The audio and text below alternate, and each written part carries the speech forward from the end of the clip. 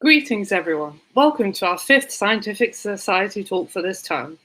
Today we have the honour of hosting Professor Anu Ojha, whose talk is titled The Secret Rulers of the World, the Apollo moon landings, conspiracy theories, and critical thinking skills in a post-truth world. Anu is the director of the UK's National Space Academy programme, a director of the UK National Space Centre, and a member of the STFC Council, the leadership body of the UK's Research Council responsible for national and international facilities and programmes in particle accelerator physics, nuclear physics, and astronomy space science. He is also a member of the European Space Agency Human Spaceflight and Exploration Science Advisory Committee. He received an OBE in 2014 for services in scientific education. If you want to ask Anu any questions during the talk, please comment down below in the comment section. Anu, it is an absolute pleasure to have you here today. I will let you get started with your talk. Thank you very much, Anka, and good evening, everyone. I'm assuming evening in Oxford or wherever you are. Firstly, thank you all for inviting me. It is a real privilege to be able to speak to you today, but I want to start with a couple of provisos as such. The first is a thanks to the journalist and writer John Ronson, because it was his title, The Secret Rulers of the World. It was a book he published 10 or 15 years ago that really got me thinking, because he was fascinated with why people have what you might call alternative belief systems, which really led me to the title and the main thesis of my lecture. And the second thing I want to point out is I have a number of professional affiliations, as you can see, and which Anka was mentioning. Any opinions that I express during this lecture, and there will be a few, they are mine and most definitely mine alone. Please don't think that they are necessarily institutional. And what I want to talk about in the next sort of 45 minutes or so is to look at, what is the evidence, and why is it that so many people believe that the Apollo moon landings may have been faked. I then want to go further and to look at conspiracy theories in general, and to explore, are there some commonalities in the ideas that are put forwards, and why is this such a challenge to us as a modern society in what you might call a post-truth world, or to quote Kellyanne Conway, an alternative facts world. But I do want to finish on some positive notes, because in spite of the challenge that we face in this area, I'm a great believer that the scientific and critical thinking skills that we all utilize will triumph in the end. But we need to be aware of some of the challenges ahead of us. So about 45 minutes, and then I'll be delighted to take any questions at the end.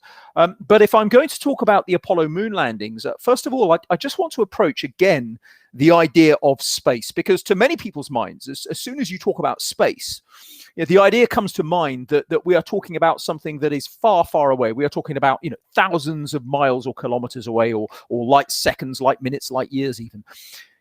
For many people, it's very surprising when they realize that space is incredibly close to us. In fact, the internationally accepted boundary of space is only 100 kilometers away. That's 62 miles. Space is closer to where I am now than the University of Oxford, and I'm deep in the Leicestershire countryside at the moment. The problem is, of course, that 100 kilometers is straight up. Now, to get up there, we've got to battle against gravity, a force that's dominated the way that life's evolved on this planet for billions of years. And if we want to stay in the space environment, we have to deal with an environment from a radiation, from a thermal, from a pressure perspective that's far more challenging than anything we experience naturally here on the surface of the Earth. So have no doubt about it, we might have been doing space stuff, for more than 60 years. But even now, it's pushing our science and our technology to its very limit. But of course, when we get there, the view is literally breathtaking. What you're seeing now is time-lapse imagery taken from on board the International Space Station. It is accelerated in places, but what I love about this is not only the unparalleled clarity with which we see the cosmos and the living physics lesson of the solar wind being funneled by Earth's magnetic field and interacting with the upper atmosphere to produce the aurora borealis and australis, the northern and southern lights. What's also astonishing to me is the pace of human development, because since the 1960s, with human space flight's beginnings, astronauts and cosmonauts have reported they can see that incremental growth in the pattern of city lights. We are seeing the development of prosperity on a time scale of decades, especially in areas of Asia and increasingly in areas of southern Africa and other parts of the world. And of course, this overview effect, I think, is one of the reasons why space is such a trope, such a draw for so many people, even though they may not end up working in the space sector. But, make no mistake, space is not easy, because in spite of the beauty of these views and the ubiquity of social media to spread these sorts of perspectives, the number of people who've ever had this view in human history is less than 600. They would comfortably fit inside an Airbus A380 Super Jumbo. And 19 of those have died in the process of either going into space or coming back from space.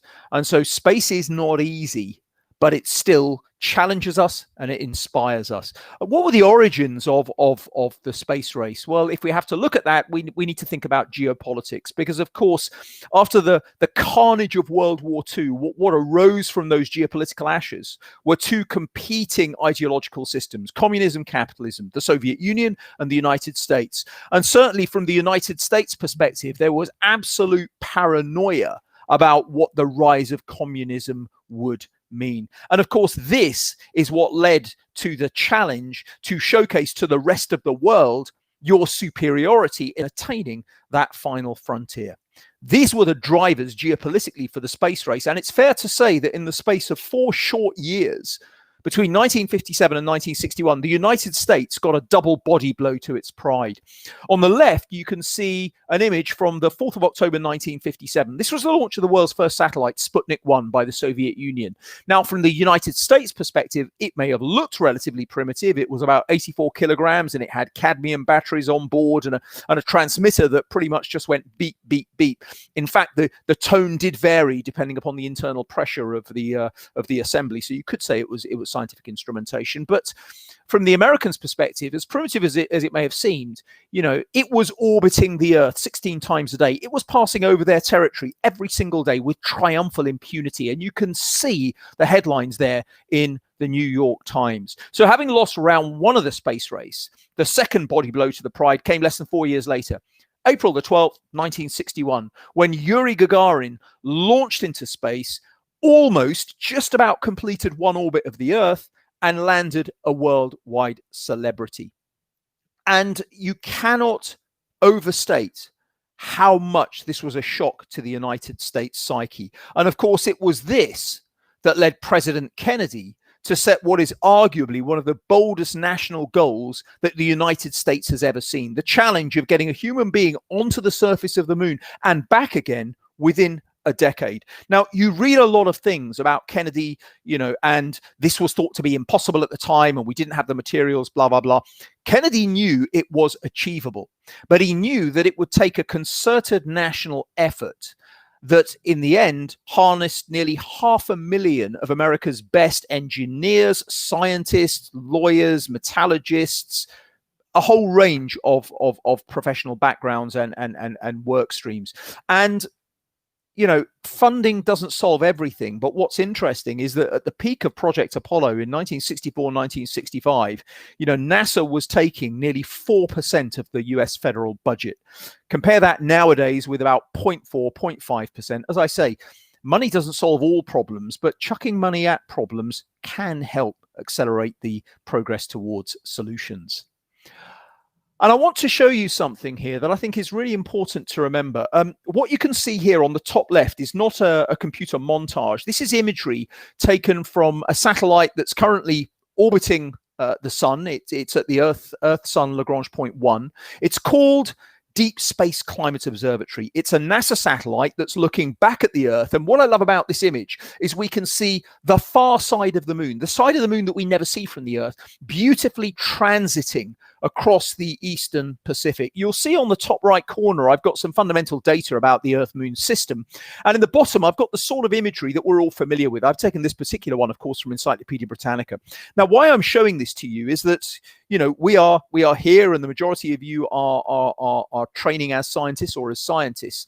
You know, we think in the language of mathematics, but even we can get misled by visual imagery. We are fundamentally a very visual species.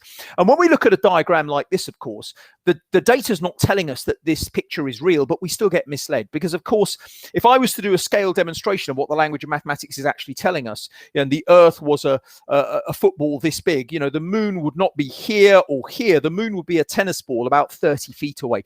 The moon is 1,000 times the distance to the International Space Station. And so the challenge of the distance that we were going to go, especially in the early 1960s when we barely got humans into space, is just one of the challenges that was being faced by NASA in attaining Kennedy's national goal.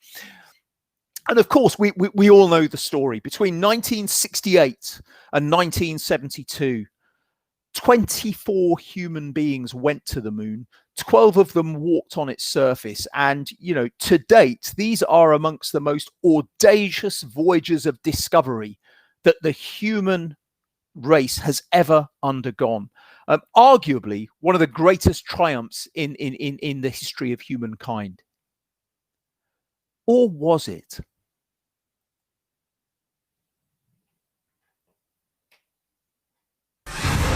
Tonight, liftoff. We have a liftoff. we investigate the most extraordinary event of the That's one small step for man, man landing on the moon. one giant leap for mankind. But believe it or not, some people say it never happened. This whole thing was a fake. Decide for yourself as we explore the evidence, The Eagle has landed. analyze official government photos, What a ride, what a ride. examine the films, The flag flaps on the moon where there's no atmosphere. and hear the testimony of one former astronaut who's not afraid to speak his mind. NASA could have covered it up. Could the government have orchestrated the deception of the century? NASA could have pulled off the greatest hoax of all time. You be the judge. On Conspiracy Theory, did we land on the moon? You know, every time I use that video, I see that video, I don't know whether to laugh or cry or throw something at the screen. It is actually a masterclass in sort of how to use media clips selectively cut and edited to give a very seductive but ultimately distorted picture. It's a trailer for a program that first came out on Fox television in the United States, Conspiracy Theory, Did We Land on the Moon? And as time has gone on, you know, this conspiracy theory has exploded out of all proportion and out of all, you know, in terms of its influence on popular society. And of course, it's the basis of part one of my lecture. Now, before we look at some of the issues with the Apollo moon landings conspiracy theory, I want to take a step back and to differentiate between urban myths and conspiracy theories. And these are very personal definitions. So on the screen now, I have three examples that I'm going to use to illustrate the idea of urban myths. So an urban myth is something in my mind that can be based on a very simplistic modeling using the laws of physics or ideas from science, which are then extrapolated well beyond their parameter space. And let me explain what I mean. You know, on the left hand side, we've got the Empire State Building, and I think many of you may have heard the story that, you know, if you throw a £1 coin off the top of the Empire State Building and somebody's underneath, you know, if it lands on them, it's going to kill them. You know, whoever did that modeling has probably got a sort of maybe a school level modeling of acceleration in gravity fields. But they haven't taken into account the effect of air resistance. So while I would not want to be underneath a £1 coin thrown off the top of the Empire State Building, it's not going to kill me. On the top right, you can see my representation with satellite imagery of a cyclone. This was Cyclone Philin that hit the southwest coast of India in 2013. And what I'm showing there is you can see the rotation of that cyclone system in the northern hemisphere. I'm showing that to you because, there are people who think that when you look at cyclones and typhoons and the circulation in the northern hemisphere is in one direction, the southern hemisphere the other direction, that is real, and it's a product of the Coriolis effect. So the effect of the Earth's rotation at differential latitudes upon large bodies of fluid like the Earth's atmosphere. Now, that's been extrapolated, and people say that, that's why water goes down the plug hole one way if you're north of the equator and the other way if you're south of the equator. Now, that's not true. If somebody demonstrates that, then they've fixed it in terms of having a sink that's been designed to do that, because the Coriolis effect will apply to large bodies of fluid, but it's not going to apply to something as small as a sink with a plug that is removed. And underneath, finally, I've got the Great Wall of China, because many of you may have read that the Great Wall of China is the only human-made object that's visible from the moon. Now, whoever's done that has looked at the overall length of the Great Wall of China, integrated it to find 4,000 kilometers, and said, well, if you've got a 4,000 kilometer structure on Earth and you are the distance to the moon, the human eye can resolve it. They're talking about length, but not about width. This structure is less than 6 meters wide at its widest point. And in fact, even in low Earth orbit, astronauts say they have not been able to fully resolve the width of the Great Wall of China, and that's from low Earth orbit. So you can't see it with the naked eye from the moon. So these are examples of what I call urban myths, and they're relatively harmless. In fact, they're really good starters if you're a physics student at school or even higher, to look at the modeling that's being done and then to try to get a more realistic modeling to appraise the situation. I think conspiracy theories are much more insidious. And I've got on the screen now some examples, apart from our moon landing one, of some of the conspiracy theories that we see widely circulating. What's really disturbing to me is that, of course, when you look at the conspiracy theories in the top right, these have become not only mainstream but believed at senior level in many governments when you talk about the reality of the Holocaust being questioned. And in the bottom right hand side, the World Trade Center, the attacks on 9/11, arguably the seminal moment in the early 21st century that defined geopolitics for the next decade. We will look at some of the issues around 9/11 and what's put forward by conspiracy theories a little bit later. But what about Apollo? Well, here are some of the arguments that are put forward. And the first thing I want to highlight is you'll see that I've really gone overboard on capital letters and exclamation marks. This is because, from my understanding, when you are online, this means you are shouting. And of course, online is the ecosystem in which so many of these ideas will absolutely thrive. Now, the ideas that I've put forward there, fluttering flags, no Kratos, looks like slowed down footage. And of course, the fact that we haven't gone back for half a century. What I'm not going to do, these are legitimate questions to ask. What I'm not going to do is to take every single argument that's put forward by conspiracy theorists. But what I'm going to do is take a few of them and just show that the argument that the conspiracist is putting forward to explain the phenomenon that's seen is not the only one, and in many cases is not consistent with science and with everyday experiences that we all have. In other words, part of the scientific principle, as we know, is that we take different arguments and we rigorously interrogate them when they are used to support explaining a phenomenon that's observed. And as we'll see, this is not the way that conspiracists will work. So we'll go through a few of the examples.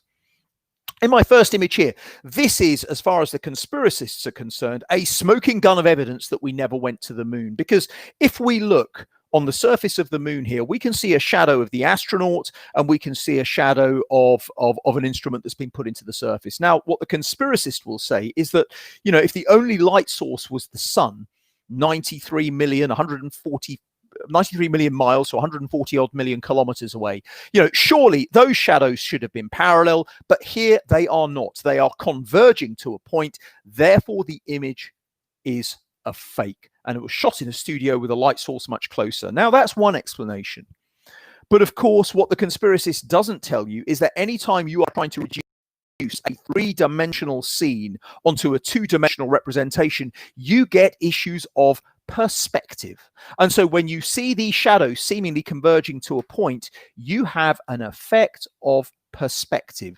That, of course, is the explanation that scientists would use. And this is a phenomenon that all of you will have seen in your everyday lives, because here we've got exactly the same phenomenon reproduced on Earth. And we don't question the validity of the reality of an image like this. You see shadows converging all the time, and you don't start questioning whether the sun is really 93 million miles away.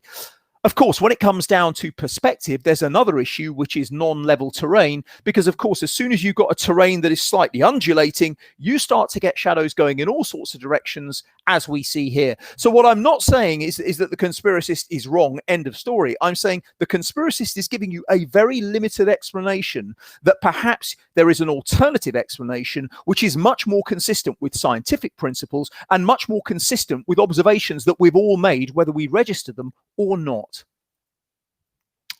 The second issue that's often brought up that I want to illustrate.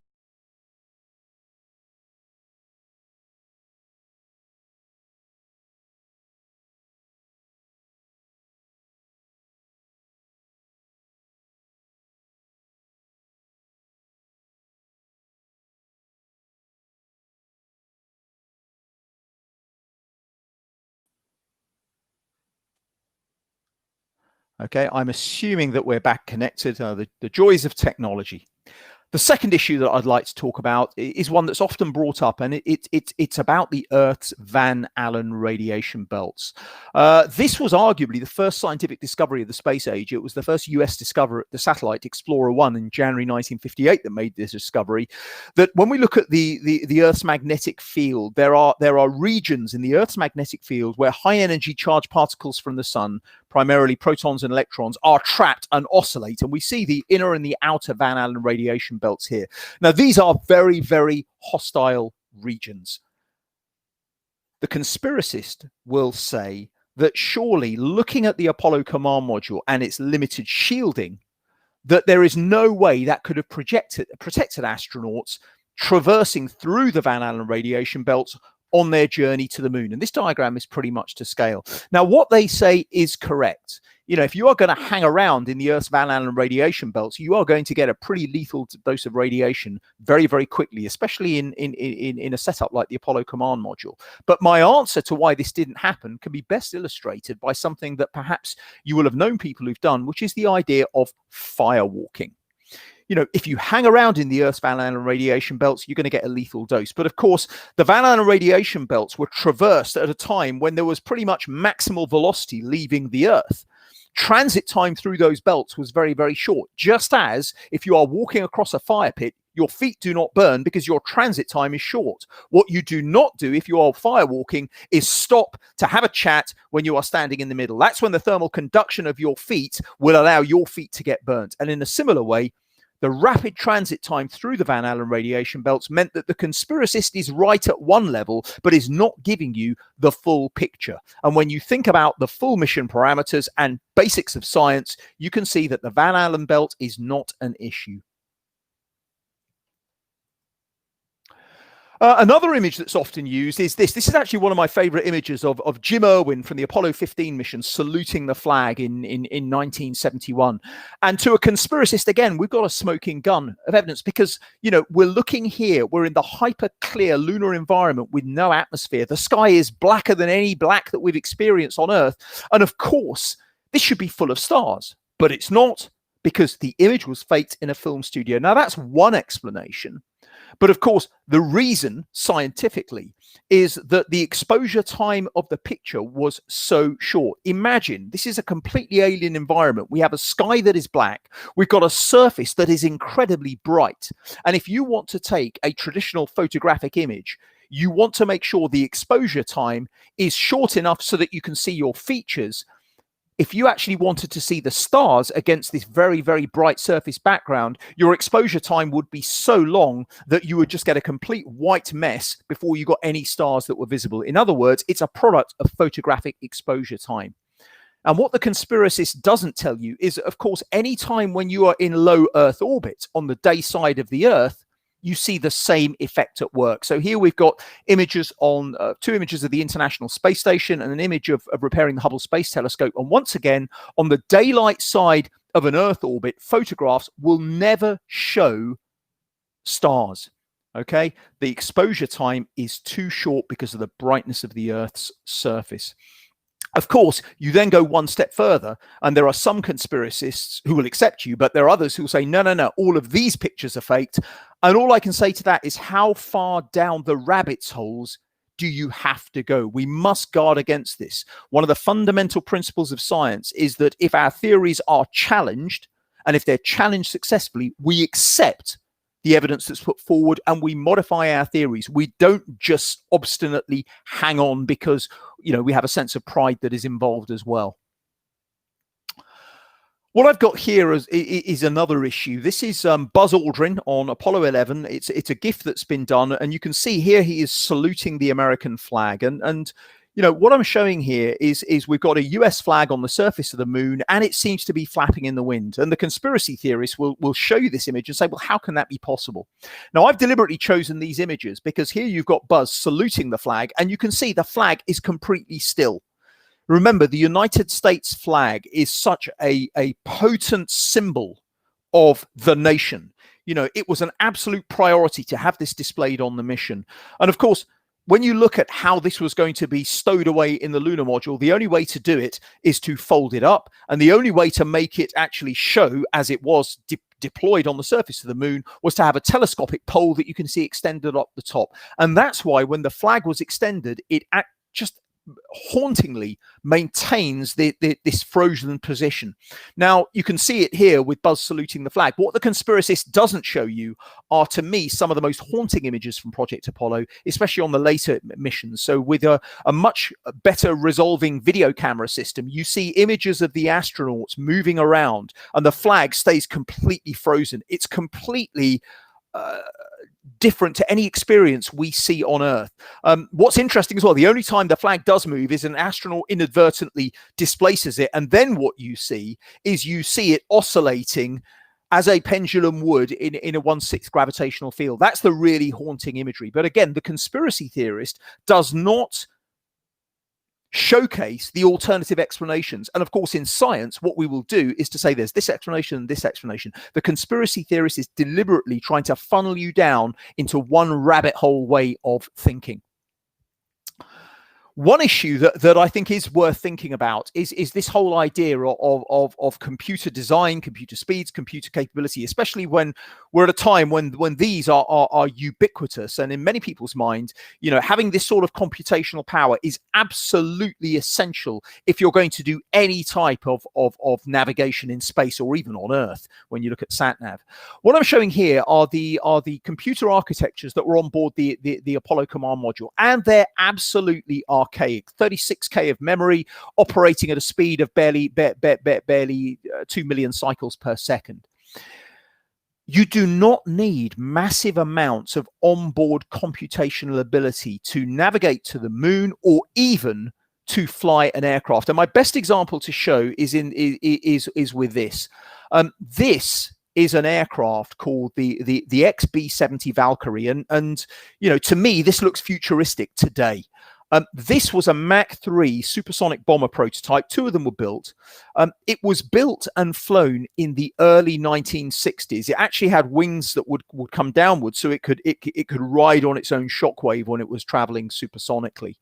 Now, this looks futuristic now, but when you look in the cockpit of the XB-70, it was a completely analog display system. And many people are really shocked at this, that so many of the aviation milestones and the aerospace and space milestones were done with analog instrumentation. You do not need huge amounts, as I say, of computation ability on board to do fundamental principles in aerodynamics or in astronavigation, as long as you have a backup on Earth that can do some of that processing for you. And of course, if you look at that wonderful exposition in the film First Man, this brings home the relative primitiveness of the technology on board the Apollo and Gemini spacecraft very, very well. Just because it was primitive doesn't mean it wasn't very, very effective at what it had to do. I want to introduce you to one of the foremost conspiracy theorists in the United Kingdom. He's a gentleman called Markus Allen, and he is the publisher of a magazine called Nexus that you can see in many newsagents, certainly in the United Kingdom. This is a magazine that looks at alternative explanations for things. And so when we look at it, this is a relatively old copy here. It starts with global warming fraud. Well, I agree. I think we should be looking at evidence for whenever anything is put forward, be it global warming or another issue. The 9/11 deception, okay, we can look at some of the arguments that are there, but then it really starts going off at the deep end, where crimes of the popes, and then time travel portals and weather wars. Now, the reason I'm introducing Markus Allen is that he was one of the foremost proponents of the Apollo moon conspiracy theories in the 1990s. And he was asked once, and he said, look, he was asked, what will make you believe? And he said, if I see satellite imagery, a satellite orbiting the moon, that shows imagery of the old Apollo landing site, then I'll be convinced. Well, lo and behold, in 2008 or 2009, NASA dispatched the Lunar Reconnaissance orbiter. It's still orbiting the moon now. And we have imaged all of the Apollo landing sites. Now, what you're seeing on the left-hand side is the imagery that Lunar Reconnaissance Orbiter took on the last landing site at Taurus Littrow, Apollo 17, December 1972. And on the right-hand side, the Apollo 15 landing site, where Jim Irwin was saluting the flag, and Hadley Rill. And what's haunting to me is that we've got the wheeled tracks, we've got the footprints as if they were made yesterday. On an environment where there's no atmosphere, those footprints and tire tracks are going to maintain their integrity for millions of years before they're slowly erased by micrometeorite rain. We have left our mark on the cosmos. Now, you'd like to think that Markus Allen would then do what he said he was going to do and accept the reality of Apollo.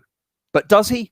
Absolutely not. His response, well, these images are faked. And once again, what levels of proof do we need if people are not going to take those on board, but they're just going to keep on going down those rabbit holes? This is an image from a while ago. It's a time when I was less follically challenged than I am now. This is me at Johnson Space Center in Texas, standing next to one of the 3 Apollo Saturn V rockets that were left over at the end of the program and never got used. The Saturn V was the largest rocket ever built that was successfully used in spaceflight, and it was an absolute beast. 110 meters tall, a massive 3,000 tons at liftoff. Each of those F1 engines there was using 3 tons of propellant, in this case kerosene and oxygen, every second. And the last Saturn V launch in 1972 for Apollo 17, it was a night launch. It was seen more than 500 miles away. And the Apollo missions were tracked all of the way by amateurs as well as professionals to the moon. You cannot fake a launch of a Saturn V and just have it lurking in low Earth orbit. Everyone would see it there. And yet that is an argument that is put forward so often. What many people do ask, and again, it's a legitimate question, is I talk about Apollo 17, that the last mission to the moon was 1972. Why haven't we gone back? And I thought I would explain with the environment that I grew up in. I was born in 1968, so I just about remember the last landing on the moon. Very grainy, black and white footage on TV. But this was a book this is a card, an album that I had as a child, where we used to get these cards that you would get in packets of tea. And this is my actual one from back when I was a child. Now, when I was a child, the idea was that after Apollo, there was going to be extended missions to the moon with Moon Lab. There would be human missions to Mars in the early 1980s. And people often ask, well, why did all that just fall aside? Why did we get the history that we have?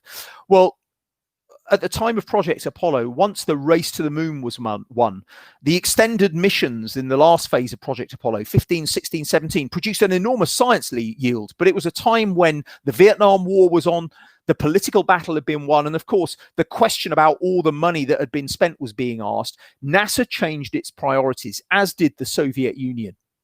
From the American perspective, having won the race to the moon, the challenge was, can we reduce the cost of access to space? And this was then the development of the partially reusable space shuttle concept for low Earth orbit use. In other words, for deploying satellites and potentially building a space station. From the Soviet Union's perspective, having lost the race to the moon, they effectively airbrushed it out of their history as if it had never been a challenge. And instead, they became masters of space stations, because the longest mission to the moon, Apollo 17, was 12 days long, sort of 3.5 days out and back, and then several days orbiting the moon. What would it take to survive for a month in space? 3 months in space, 6 months in space, a year in space. And as I say, the Soviets became the masters with the Salyut series of space stations. But the culmination of this was the Mir Space Station, which you can see here, the first components of which were launched in 1986. Now, while I wanted to show you this image, this is the Mir Space Station docking with the US Space Shuttle Atlantis in 1997. And I wanted to share this with you because, 30 years ago, 1987, 1988, I was pretty much in the position of many of you. I was an undergraduate at university studying physics. If you'd have said to me in 1987, so a decade before this picture was taken, Mir had been launched. If you'd have said to me, I would see a Soviet space station like Mir docking with the United States Space Shuttle, I would have said impossible. Because, of course, in 1987, it was still the presidency of Ronald Reagan. The Cold War was still going in full flow. It would have seemed impossible. But of course, rapid geopolitical change, in this case, the collapse of the Soviet Union, leads to new possibilities and can lead to new possibilities very quickly. And it was this initial collaboration in the Shuttle Mir program that led to the program that we now see, the construction and the continuous occupation now for 20 years of the International Space Station. Now, this structure is huge. 15 countries have collaborated. It's the size of a football field with a mass of nearly 500 tons. The first components were assembled in 1998. And it is fair to say this was only possible with the space shuttle's heavy lifting capability and the long-term expertise of Russia or the former Soviet Union because of their experience with space stations. And when we look at the ISS, we need to remember, I'm going to show you a video that's been put together by some of my colleagues. We need to remember that many of these components were built in places around the world. The first time they ever met was in low Earth orbit when they were traveling at a velocity of 5 miles or 8 kilometers every second. The ISS is an international laboratory for research to be conducted by researchers from around the world. More than 100 countries and nearly 4,000 science investigations have been done on board station, as well as, of course, as being the home for astronauts for up to the general crew complement is 6 months at a time. The crew, the longest missions on ISS were 340 days. And we see ISS operations carrying on for the next 10 years. One legacy that I think is to be welcomed is best represented in this image. This is from STS-131, a shuttle mission to rendezvous with the International Space Station from several years ago. And what I love about this is it shows how much the human spaceflight experience has changed in the last 40 years. Because with one exception, Valentina Tereshkova, if you'd have taken a picture like this in the 1960s, all of these astronauts or cosmonauts would have been male. They all would have been of European origin. They all would have had a piloting background, all been trained as pilots. What we now see is a representation of ethnicities from around the world, of agencies from around the world, and professional backgrounds that go outside what most people would consider the regular ones to apply for an astronaut. So yeah, we've got your scientists, your engineers, your pilots, but we've also got people at the 3 o'clock position like Dottie Metcalf-Lindenberger, who till 2004 was a high school science teacher before she was selected by NASA as an astronaut. We're seeing a broadening of the human spaceflight experience. Many people say, well, if we had that technology 50 years ago, how come we can't do it instantly today? Why would it be a mammoth undertaking to go back to the moon? And the best way of illustrating this is the case of Concorde, because Concorde was a supersonic airliner that was developed in the 1960s. When Concorde was developed, and when I was a child, the idea was that Concorde was going to revolutionize passenger air travel. There were going to be hundreds of them built, and supersonic travel was the future. Being an Anglo-French construct, and of course the Soviet Union developing the Tu-144, the Americans had decided to build an even bigger version of Concorde, the Boeing 2707. But the reality was that only 16 production Concordes were ever built. The last one flew in 2003. And if we were to build a new supersonic airliner, okay, we've lost that experience base. It would be a decade-long undertaking. The fact that it would be a decade-long undertaking, does that mean that Concorde was faked? Of course not. So it is possible to have all of this expertise, to lose a lot of that collective expertise, and to have to start again in many respects. Now, I've tried to answer some of the issues here, but now I want to sort of turn tables and look at some of the questions that I want to pose to conspiracy theorists. I've listed them out here. You know, in terms of Project Apollo, 400,000 people were involved. How could they have kept it all a secret? If you get away with it once in faking your first successful moon landing, why do you do it 5 more times on 5 subsequent missions that succeeded? A really important one is encapsulated in the next 2 points, because as scientists we know that if you have a theory, you publish it in an academic journal, and you expect it to be ripped apart if it does not stand that sort of scrutiny. Conspiracy theorists do not do that. Instead, they publish them online, where they are free to have whatever impact they want, regardless of their validity. You can see a couple of other points, but I want to go to the last point, which is that very often people who are subscribing to one conspiracy theory will be much more amenable to others as well. And you know, there are some interesting studies about what is it about the conspiratorial frame of mind that certain people, perhaps very you know, intelligent people, this is not to do with intelligence, may find themselves more susceptible to being reeled in by conspiracy theories. On the right hand side, I've got Julian Assange from several years ago. What I also find interesting is the entire trove of WikiLeaks leaks, which in many cases have been shocking, and they're all real in terms of government restricted cables or classified telegrams that were sent. You do not see any reference to the Apollo program being false, and yet WikiLeaks is such a source of research for so many conspiracy theorists looking at other theories that are put forward. I think very often, you know, if you have a conspiracy theory that's put forward to explain something, you shouldn't just dismiss it out of turn. But instead, we should apply some fundamental principles. And those are the principles of science, but also critical thinking and Occam's Razor, a centuries-old philosophical tool that is a nice rule of thumb that says, in broad speaking terms, you know, if you have several competing explanations, you know, sometimes it's said the simplest one is likely to be the most obvious one. It's not so much that. It's saying that the most straightforward explanation that is in line with scientific principles is likely to be the correct one. And just to illustrate the burden of proof that we use in science, I want to introduce you to a couple of props that I have here. And the first one is this rock here. Now, no spacecraft yet has gone to the surface of Mars and brought a sample back. Mars Sample Return is a project that myself and my colleagues are working on as an international endeavor, as a very high-profile science target for the late 2020s.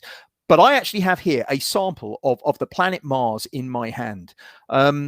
You know, now an extraordinary claim, it requires extraordinary evidence. So what is the evidence here? This is a meteorite called NWA 12564 that fell in Northwest Africa and was discovered several years ago by a colleague of mine. How do we know that this is Martian? Well, we need to do a battery of tests. There are gases trapped inside that are a precise match for the gases we find in Mars's atmosphere. And we've had surface truth on Mars since 1976 with the Viking landers. We also find that this has been exposed to galactic cosmic radiation that says it was in space for millions of years. So what we need to do is we need to create a narrative that explains the evidence that we see. And the best narrative that we can create is that millions of years ago, an asteroid smashed into the surface of Mars, blasted these rocks into space, and they've ended up here on Earth. And we got more than 150 meteorites that are Martian in origin. And we have lunar meteorites, we have meteorites that originate from the asteroids like Ceres and Vesta and so on.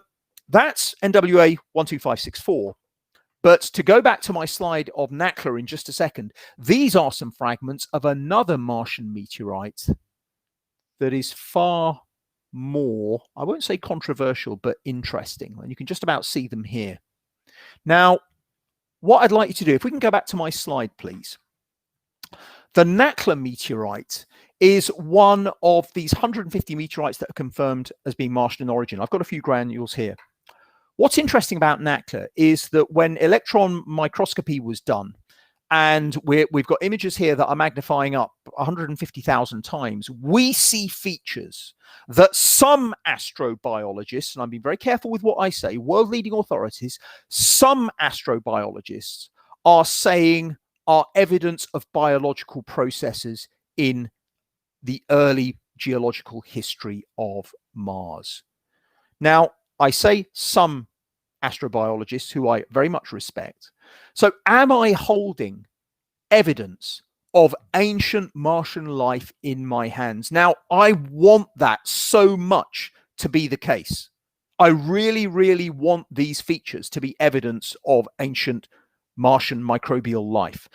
And maybe they are, but we need a very high burden of proof. There are alternative, non-biological explanations which can be evoked to explain some of these features. This is the caution of science.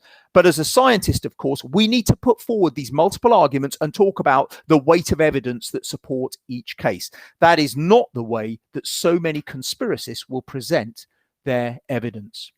I want to talk a little bit about the issues surrounding 9/11. As I say, it's the single geopolitical event in the last 20 years that has helped shape the early years of the 21st century. These are three of the arguments that are put forward by conspiracy theories, and they're all absolutely correct. But what I want to do is I want to explain why each of these points in itself doesn't mean that the conventional narrative of hijacked aircraft being flown into the Twin Towers is necessarily false. Let's look at the first one about being designed to survive an airliner strike. World Trade Centers were designed in the 1960s, topped out in the early 1970s. And the idea was that perhaps a Boeing 707 size airliner coming into land at what is now John F. Kennedy Airport at about 200 miles an hour might be off course in bad visibility and hit the tower. So the building was designed to take that impact. What it was not designed to take was the impact of a much larger aircraft like a 767 flying not at 200 miles an hour or 160 miles an hour coming to land, but flying at nearly 3 times that speed. And of course, if we do the kinetic energy modeling, you can see that the actual impact of those airliners on the structure was nearly 10 times more than what had been modeled as being a realistic possibility in the 1960s. And in terms of the melting point of steel, these are, I'm sorry that my representation has faded a little bit. These are stress strain curves of the strength of steel, Young's modulus, and how it changes at different temperatures. And when you look at these, we can see that you don't need to get near the melting point of steel to start to get a real change in the stress strain curve behavior of steel. Coupled with the structure of the World Trade Center and the way that the impact was and the way that the burning fuel went into the structure, then it is entirely feasible that the narrative, the conventional narrative, is correct. Because if you've got burning fuel that is then spreading in the structure, you start to get weakening of the structure. And of course, once the weakening of the structure occurs and you've got a suppression of these stress strain curves, then of course, eventually that material is going to give. And of course, when 2 million tons of concrete supported by a steel girder framework goes into free fall, it's going to look like a controlled demolition, because that's how controlled demolitions work. Find the weak point, compromise the weak point, and let gravity do the rest. So what we see when we're looking at what I call the Conspiracist toolkit are some very sophisticated methodologies of how evidence is distorted or misrepresented. The modeling is often simplistic.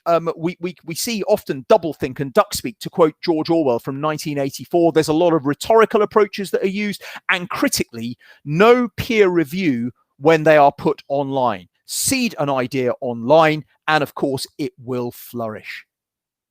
Now, for many years, I thought conspiracy theories and ideas like this were pretty much just entertainment. We can look at phenomena like Psychics TV or Uri Geller and his spoon bending, or even those of the United Kingdom might remember Dr. Gillian McKeith, who had bought her PhD from an online mill college in the United States and sold millions of books with no medical background. I thought it was a little bit of fun. I thought it was harmless. And of course, we can go down the approach of saying, well, of course, this is nonsensical. And I used to wonder, well, this is just about the pointy hat brigade. Why are we worrying? But then we saw a very new phenomenon that really manifested itself large scale in 2007, 2008. And it was the use of conspiratorial thinking and conspiratorial ways of distorting information in a very sophisticated way by politicians. We saw it in in terms of the first US election and the issues that were brought up about President Obama's birth certificate.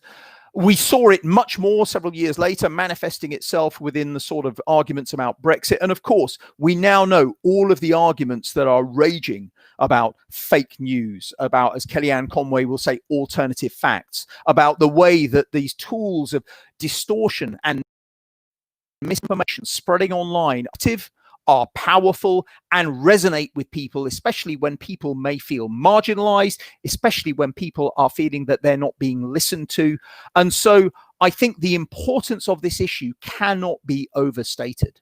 You know, addressing critical thinking skills and their importance in the fight against fake news, in the fight against devolving away the ability to think for ourselves, in starting to look at the credibility of academic sources. This is a battle that we have to engage in. We cannot just say, well, this isn't important. How can people be so silly? Because many of the people who are taken in by conspiracy theories are very intelligent, are very aware, but in some cases are very, very limited in what they are saying. I just want to talk about George Orwell, because in 1984, that was written, you know, just after World War II, he talks about a future that's dominated by three global powers. So much of 1984 is prescient, not in terms just in terms of the evolution of geopolitics, but in the way that the tools of disinformation are used so effectively by politicians. This really is a challenge for our times. Carl Sagan, who is a great science popularizer and a great astronomer, wrote about this decades ago, and he talked about science as being a candle in the dark. When I look at the role of the vast amount of information that is online and the way that distortion and misrepresentation is being used, the way I see things is that we find ourselves awash in an ocean of information, and it is an ocean that is getting deeper every day. It has whirlpools and eddies and currents, and the only tools we have to navigate through this ocean of disinformation are those fundamental critical thinking skills that are at the heart of the methodology that we inculcate, that we use in science. And so for me, you know, Carl Sagan talks about a candle in the dark. I talk about navigating a turbulent ocean of disinformation. You know, the challenge is clear, and I would argue that it's one of the biggest challenges of our time. After all that, though, I want to finish on a positive note. Many of you now will be aware of Project Artemis. Now, this was an initiative that was initiated by President Donald Trump, and it was a much more aggressive return to the moon, with the target being a return of humans to the moon and the first woman on the moon by 2024. Now, with the political changes that are happening, we may see a slight pushing back of that deadline by a few years, but that still is a prime focus for the future. Why am I so excited about Artemis and a human return to the moon? Well, it's Space Policy Directive #1 under the Trump administration, and I expect under Biden that we'll get a continuation. The European Space Agency is involved with this, so Europe and many other nations are involved with the return of humans to the moon. We have picked a landing site, so Shackleton Crater at the south polar regions of the moon. We have looked at the manifest of missions that is required, and this is technologically achievable. Yes, it's a budgetary and political challenge, but it's technologically achievable. And one of the reasons why I'm so excited about it is that, you know, I'm of a generation that remembers the last lunar landing. Yes, I was only 4 years old, but I just about remember it. And what strikes me is that when we look at those voyages of exploration 50 years ago, the photographic record is stunning with the Hasselblad photography. And I have two examples of books that are some of the best representations that you see. But as humans, we're a very visual species. And the trouble is that the video technology of the time was so primitive compared to now that even on the final 3 lunar missions, you know, the sorts of video footage we got was incredibly grainy. We have no real way of connecting with the visceral experience of those Apollo astronauts 50 years ago as they were directly exploring an alien world. But we now have systems orbiting the moon that show us what the moon looks like to the human eye in a way that we can recognize. This is a lunar reconnaissance orbiter image taken of the Earth from the moon. And in a few years' time, we're going to have humans back in lunar orbit on the lunar surface. They'll be seeing this and relaying back to us HD imagery. We will vicariously be exploring the moon with them. And I think when we do, and we see image sets like this, we will start to get a real emotional connection with realizing just how astonishing those Apollo voyages of discovery were nearly more than half a century ago. Sorry, nearly half a century ago. The final point I want to bring here goes beyond Apollo, because when we look at the Earth from the moon, we can see what a unique and astonishing world the Earth is, because here is a world that is not only teeming with life, but life has fundamentally changed the evolution of the atmosphere, the oceans, the geology of our planet for billions of years. And this is detectable from astronomical distances. You know, if I was an alien visitor to our solar system, forget about the majesty and the grandeur of Jupiter and Saturn and their dozens of moons. I would come hot-tailing it to this third rock from the sun, because uniquely in the solar system, this is a world where not only is there life, there may be life elsewhere, but this is a place where life has fundamentally changed the geology of our planet in a measurable, in a meaningful way for billions of years. What space has taught us is just how very, very special our home planet is. And I'd like to conclude with the thoughts of the Apollo 15 commander, Dave Scott, as he stepped out on what was arguably the most beautiful of the Apollo landing sites. So this is the summer of 1971. It's the Valley of Hadley Apennine. And this is Dave Scott's first words on the surface of the moon. While standing here today, I'm reminded of a fundamental truth. Humanity must explore, and this is exploration at its greatest. You know, for a long time, I thought Dave Scott was talking about space exploration, but what I now believe is he's talking about the voyage of exploration that the human race has done, you know, for the last 200,000 years since we left Africa and we spread out around the world. And it's been the voyage of exploration and development that's only been possible because of our development of passing on wisdom from one generation to the next, our use of language, our education system, our thinking skills, our skills in science, technology, medicine, etc. In other words, critical thinking skills and education have been absolutely critical in looking at human development for the last 200,000 years. And if we are to continue that journey, it is imperative that we continue to embrace and utilize the scientific methodology of critical thinking.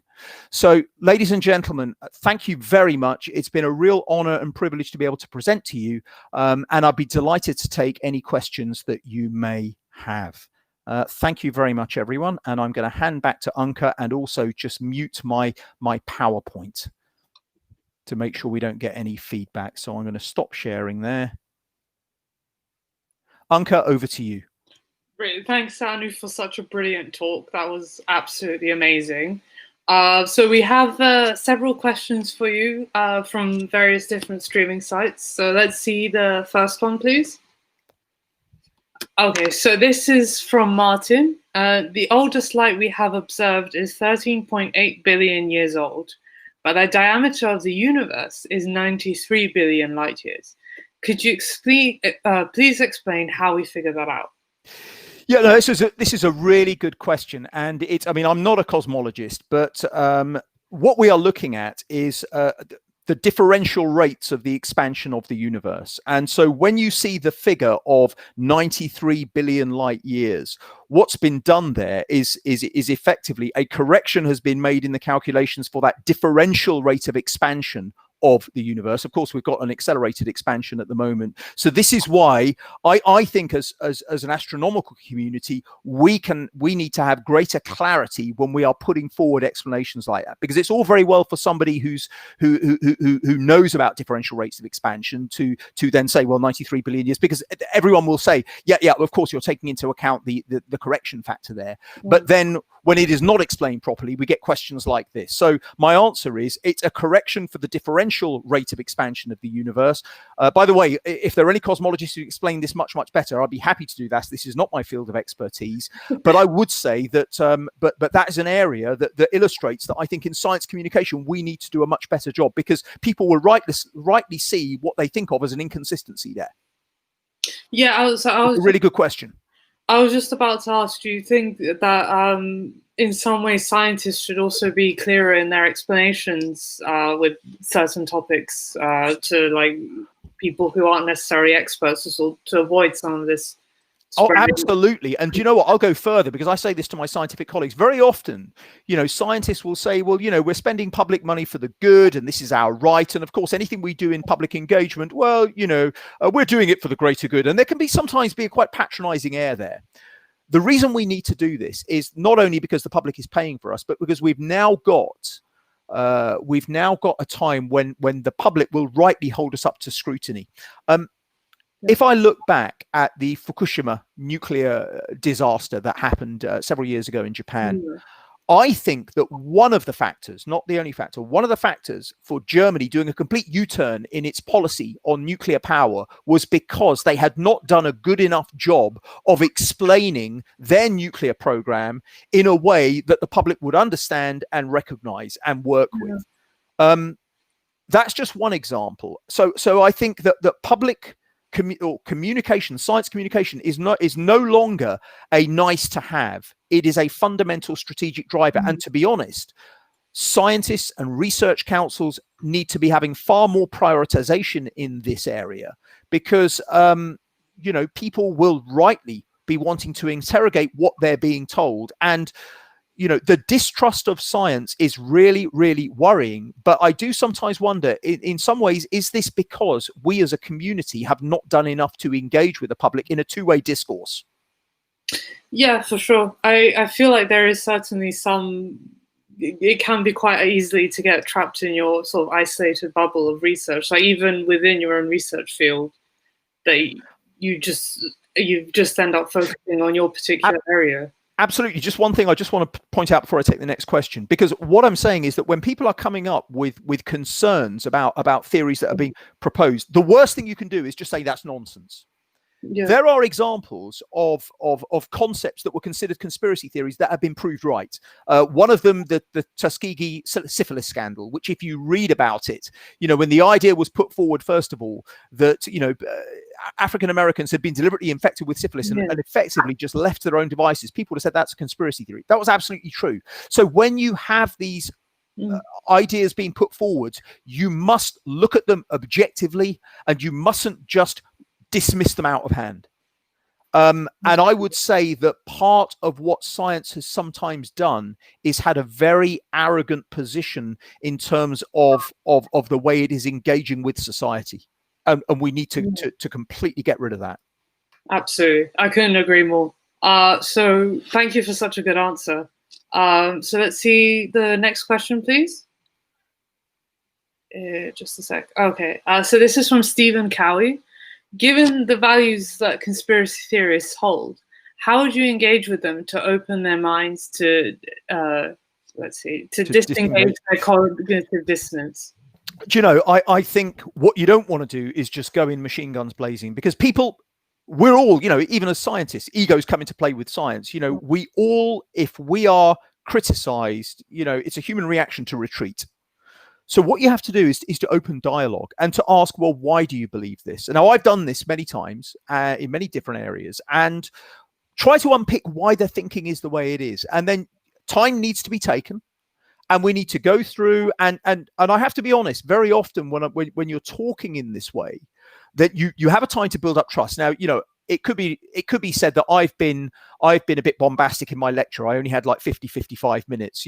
If I'm going to talk with a conspiracy theorist, I wouldn't be doing it in 45 minutes like this. I'd be taking a lot more time. So I think it's about building, first of all, dialogue, engage, and explain the scientific methodology. Many people don't understand the business of peer review. They don't realize the rigor to which scientists' evidence base will be interrogated when a new theory is being put forward. Very often when I explain that, the level of rigor and scrutiny, I know peer review isn't perfect, but the level of rigor and scrutiny that scientific theories will be subject to before being published in an academic journal, they're really surprised. They say, I never knew it was like that.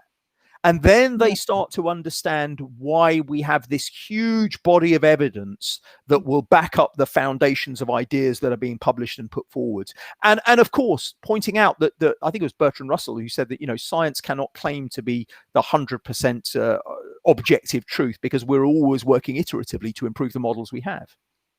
Yeah, I think a lot of people don't realize that they sort of assume that science isn't really an ever-changing subject. They think it's just constant, like that there are just like constant, almost like doctrines of truth in a way. Yeah. And I think once people realize that it's not like that, there is actually a lot in science that's uncertain, they kind of start to understand more why certain things are the way they are in scientific research. Absolutely. Okay. So then let's see the next question. How much would it have cost to actually fake the moon landing in 1969? So I've heard about this, that someone said it would actually be almost more expensive. I don't know how. That is a really good question. I don't know is the answer, but what I would say is the Mythbusters series did a really good program, which you can look up online, when they tried to sort of fake various aspects, and they do talk about sort of cost implications and so on. I think to have gone to the scale of faking what was done there would have been, it's a bit of a cliche, but harder than actually doing the mission, because all of the inconsistencies that are brought up by conspiracy theories, I'm happy with them bringing them up, but they are explanations that make sense scientifically behind all of them.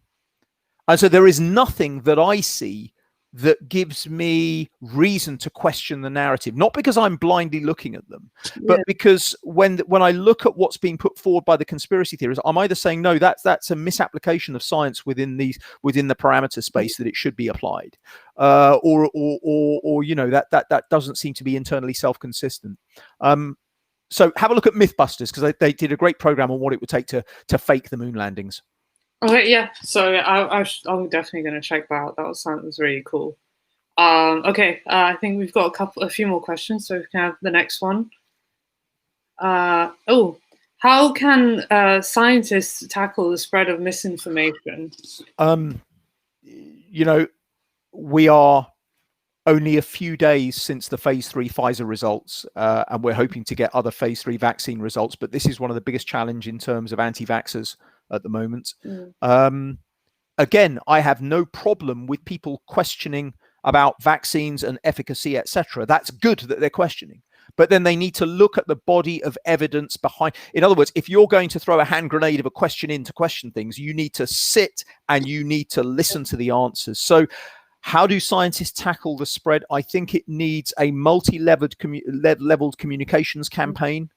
The evidence needs to be presented in a way that doesn't patronize people, but doesn't get too complex. I mean, sorry,